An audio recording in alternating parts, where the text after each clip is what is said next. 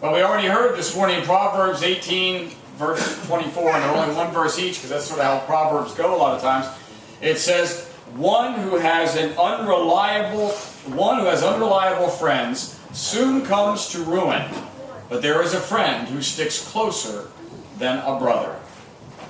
And in 27:17, I literally went to the New Living Translation. That it says, "Iron sharpens iron, so a friend sharpens a friend." Friends sharpen friends. Well, we met Sully and Mike this morning, and some of you probably didn't know Sully and Mike. They were probably new friends to you, and a little unusual looking folks, to say the least. Hoping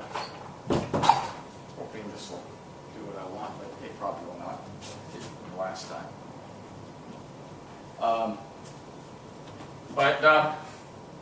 So what about these guys? Newman, yeah. Are these friends that sharpen friends? Or, if you know Seinfeld and Newman, these are sometimes friends that can destroy friends. They kind of tear each other down, maybe more than they even help. How about these two?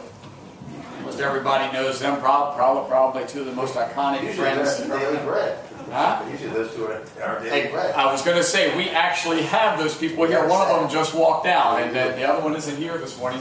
But Jane and Jane are referred to as Lucy and Ethel here at Wesley. But you know, at times, besides getting each other in a lot of trouble, they're pretty sure that they can count on one another. A couple of my favorites, getting more on my line. Rocky and Bullwinkle. Now that's what I'm thinking are true friends. Kind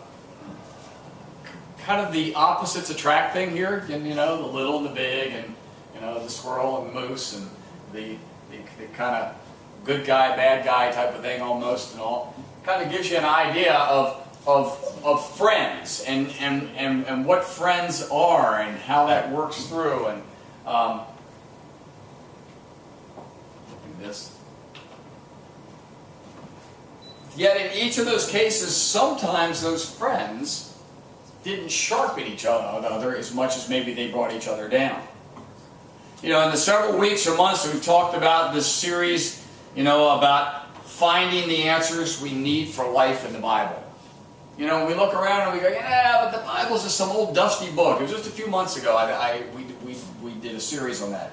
We talked about looking around and wondering what God thought or where God was in life, and I said to begin looking into movies. Look in your TV shows and look in real life, that you'll find God in everyday things.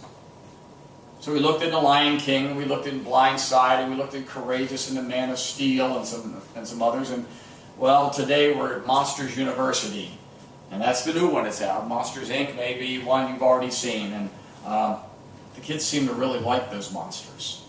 I was showing the grandkids, said yesterday, I got talking to them, and I got a lecture all about Monsters Inc. And I got told the whole story, and knows a lot more of it than what I do. But we haven't seen the new one yet, Pop. So I said, all right, that's fine. We're gonna, then maybe I'll get to go see that one with them.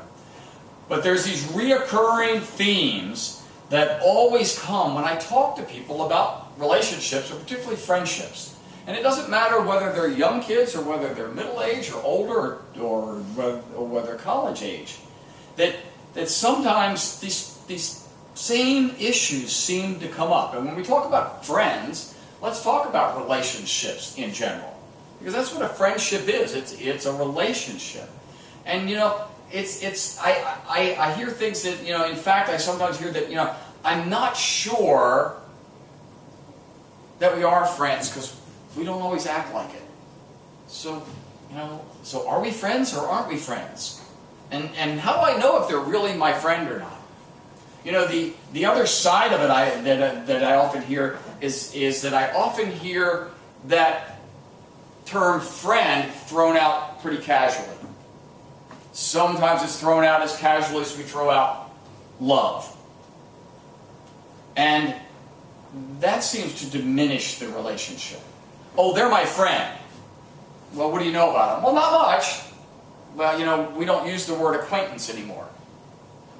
But there's a difference between an acquaintance and a friend, and it's not a bad thing. It's actually the early stages of friendship. Getting to an acquaintance is where you need to be first. Now, I want to show you, as much as we like Sully and Mike, and as much as they look like best buddies here, well, I've got a little clip here of when they first met. And I think this shows true friendship, okay? When we get to this, we're going to get to Sully and Mike when they first met. Come on, right here. No, no, okay. Here we go. Mike Wazowski. Yeah. Okay, I'll lift the bed, you grab the pig. Ready? No. 1, 2, 3. Don't let go. Careful, he's a biker. Whoa, whoa, wait. Whoa. I got it.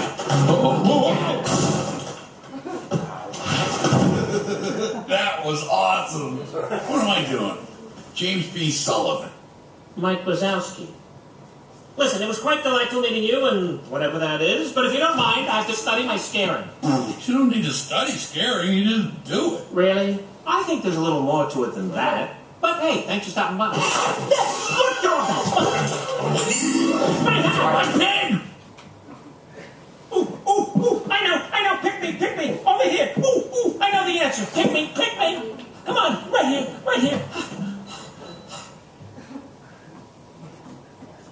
So would you say at this point that Mike and Sully were friends? I know. Do you even get the feeling that there's a chance that they would ever become friends? I don't think so. You know, I'm just looking here and I'm thinking Sully's kind of looking at this Mike guy like, you're really a little strange. You know, and the sooner I can get you out of my room and get you somewhere else, the better off I'm going to be. Does anyone have a friend that you started with in that relationship? That you couldn't imagine that you'd really ever end up being their friend? Said, I've got one that I've been married to for 32 years.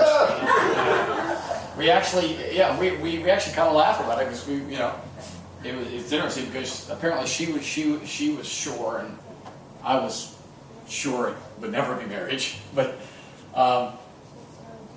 yeah, we have friends like that. Like I can't believe we ended up friends. You know, you look at your friend and go, how did we end up friends? Mike and Sully, how did they end up friends?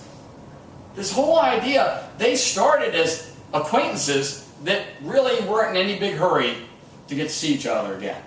I mean, Mike did properly introduce himself. Sully didn't seem to really care and couldn't get out quite fast enough. You know, as we looked at our slides on whether it had been Felix and Oscar from The Odd Couple, wow, friends, you know, or Lucy and Ethel, or Rocky and Bullwinkle, Seinfeld and Newman. Those relationships don't seem to be certain. And our relationships sometimes almost, they need to remember that cliche. That cliche that my old coach yelled at me a few times in life. My Sunday school class said, if you lay down with dogs, you're going to get up with fleas. Well, I'm sure Sully ran out the door thinking, if I lay down with this dog, I'm going to get up with fleas. I don't want to be with him. There are times that Proverbs 27 comes in verse 17, is just not there. Meaning that we should seek godly friends. If you're going to lay down with dogs and get up with fleas, probably not your good choice. Sully and Mike started as acquaintances and they develop slowly and they become friends. You get through Monsters Inc. and you get to Monsters University now and you go see it. Sully and Mike are friends. Oh, sure, they still battle as some friends do. But you know, what I often hear when people say to me, but I'm lonely and I just seem to end up in meaningless relationships. My friends just really don't seem to be friends. And then the remark is, I guess I just don't know how to be a friend. Especially a God-honoring friend. And the answer is to find a good good, God-honoring friend. That's what you got to find first. And then the comment I often get is, well, I just don't find friends well. I don't make friends. I'm kind of quiet, I'm kind of shy, I'm kind of backward, kind of loud, outspoken. Whatever it is, there's some reason I can't make friends. You know, I was reading this past week and an author wrote, he said, making friends is difficult because you can't attract what you aren't.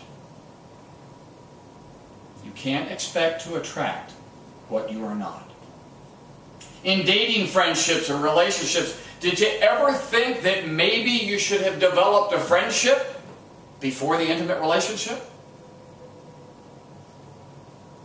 Sully and Mike weren't very friendly, but become friends once they get to know each other.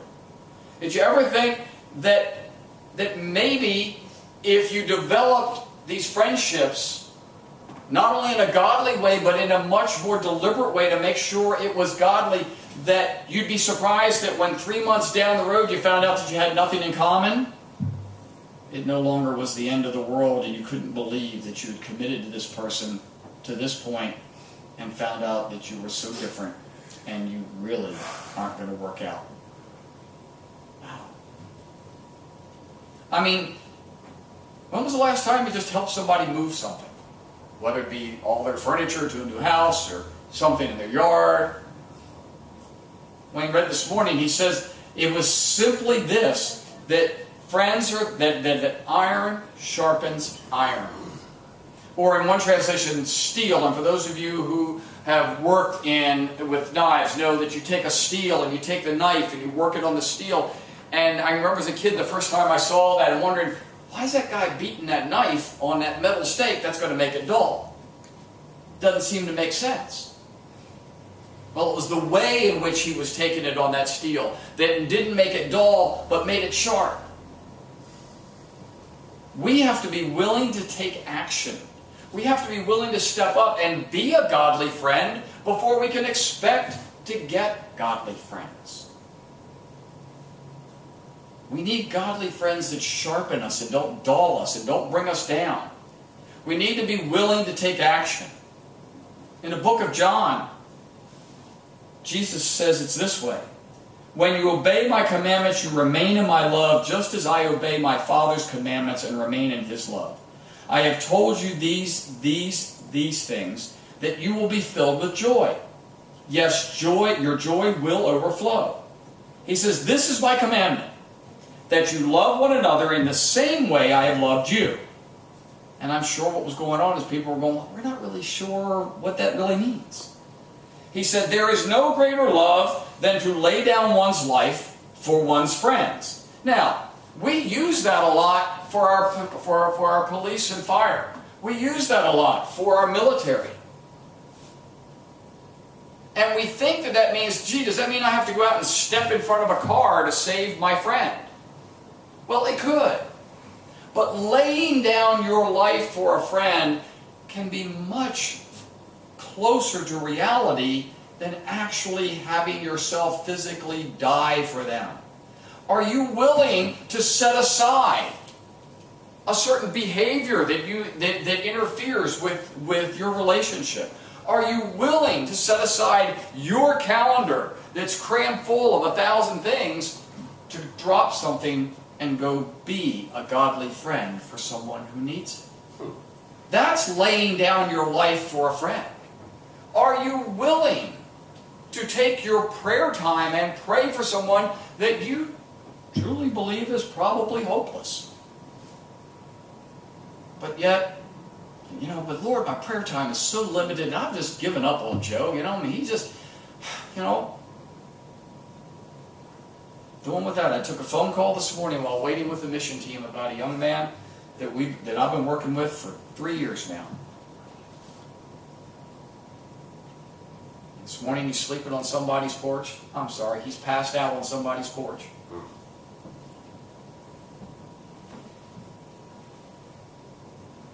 Probably looking at prison again soon. Lord, did I just give up on this guy? I got so many other folks here. So then Jesus goes on to say in John, or John goes on to say, he says, I no longer call you slaves because a master doesn't confide in his slaves. Now you are my friends, since I have told you everything that my Father has told me. Now you are my friends. Jesus is calling us his friends because I have told you everything that my Father has told me. You didn't choose me, I chose you. I appointed you to go and produce lasting fruit, so that the Father will give you whatever that you ask, using my name. This is my command. Love each other. Encourage your friends during tough times. Okay? You've got to be a godly friend before you can get godly friends. Then, encourage your friends in tough times. Don't condone them, encourage them. Encouragement may mean, don't do that anymore.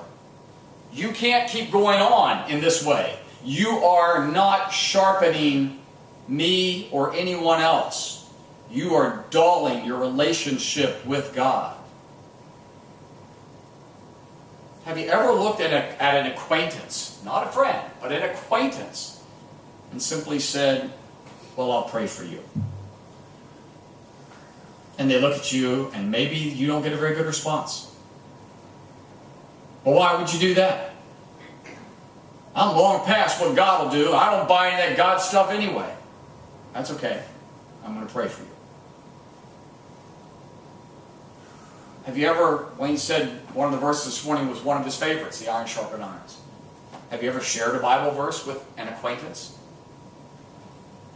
Have you ever taken a copy of a sermon, whether it be mine or somebody else's, that you thought was really good, and you put in the empty CD to your computer, and you burned it to the computer and said, hey, when you get a chance, you ought to listen to this.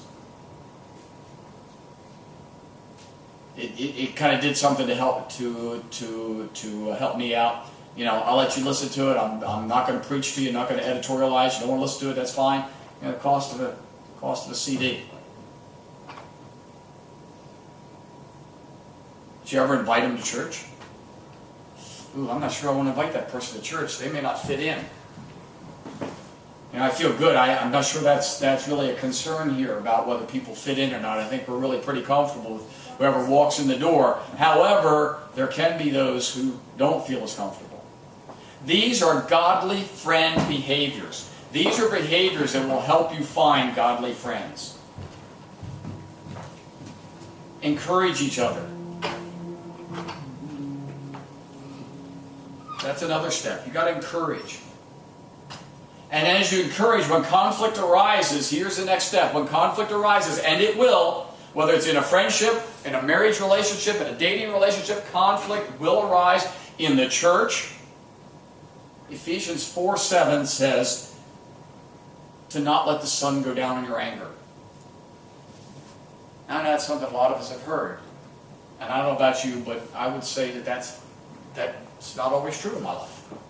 I said I've let the sun go down on it, and I've done it deliberately. It seems to be real easy to do at home at times. And you just go, not now, don't care whether it's going to bed or not. But that's one of the steps of a godly friend, is they address things quickly. Meaning, don't give the devil a foothold. You think Satan isn't the one who wants you to go down on your anger, who wants you to let it go down?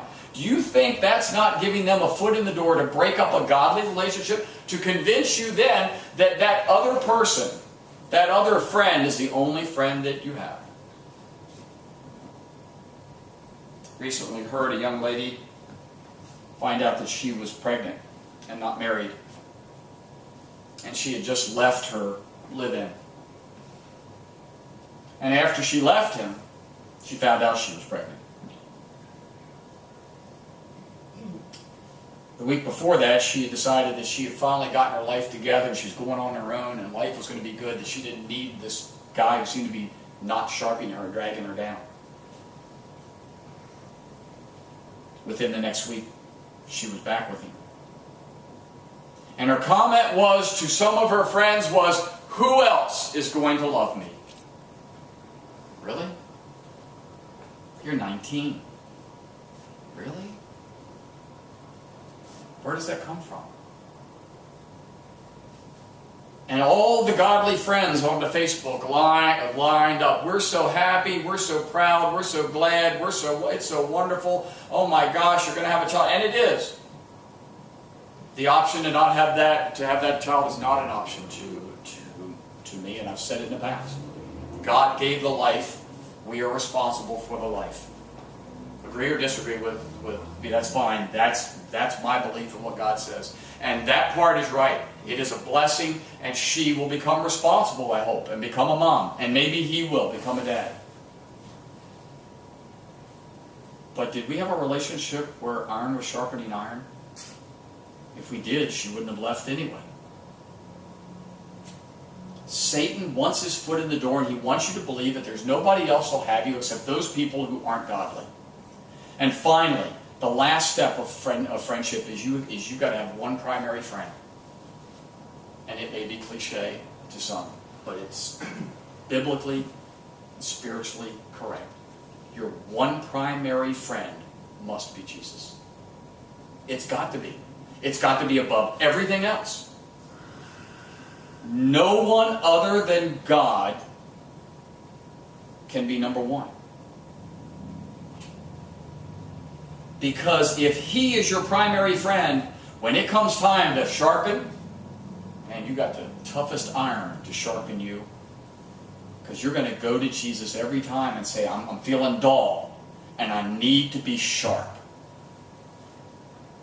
The Bible talks about being unequally yoked. And we sometimes think that's only in marriage.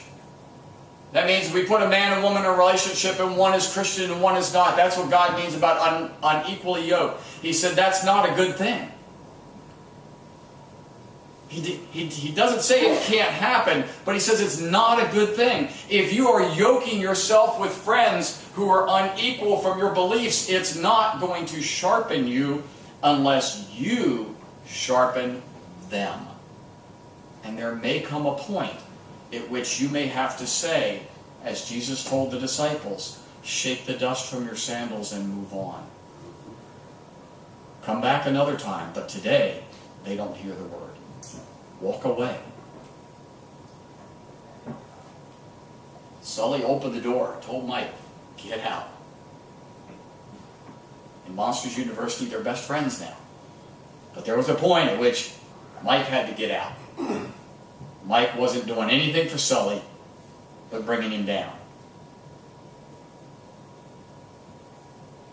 So if you are looking at that relationship, if you are looking for a godly relationship, how to honor God, Mike and Sully are sort of it.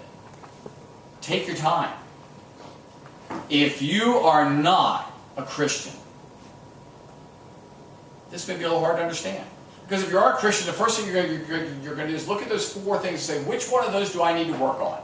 Do I need to encourage more? Do I need to pray more? Do I need to... Which one of those things do I need to work on? But if Jesus isn't your primary friend, then you've got no reference point. The good news is he can be your primary friend as immediately as you want it. You can accept his gift of grace. And you can begin trusting him to forgive your sins and be your primary friend. So the questions this morning as you go forth is, who is your primary friend?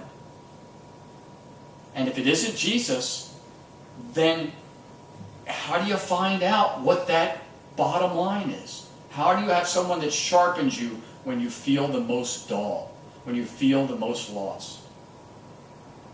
Become a godly friend to somebody by making Jesus your primary friend in your life.